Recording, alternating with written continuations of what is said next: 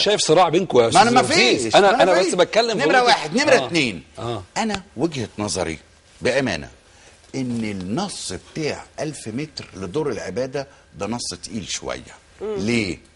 لان انا برضو معايا 200 300 400 متر عايز اعمل فيهم كنيسه، ما ينفعش. فلكن انا هقول بصراحه كرجل مدني بفكره المدني وبفكره الراجح، ده فكر جامد من الدوله. على اساس ايه؟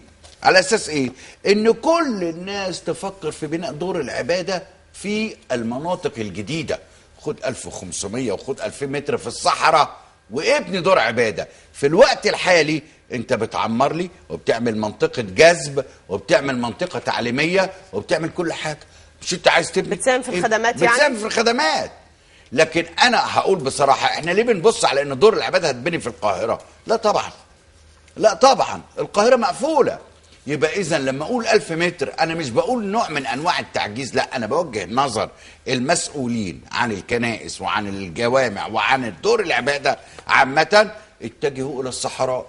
يعني ربما اللي حضرتك تفضلت بيه يكون هو اللي في ذهن القائمين، وبتمنى تكون وصلت نقاط الاختلاف او الاعتراض على مشروع القانون. بس خلينا يعني نشكركم عشان وقتنا بالفعل خلص. بشكر الاستاذ رمسيس النجار محامي الكنيسه والمسؤول عن هذا الملف، والاستاذ ممدوح اسماعيل مقرر لجنه حقوق الانسان في رقابه المحامين. نورتونا. شكرا. متواصلين معاكم.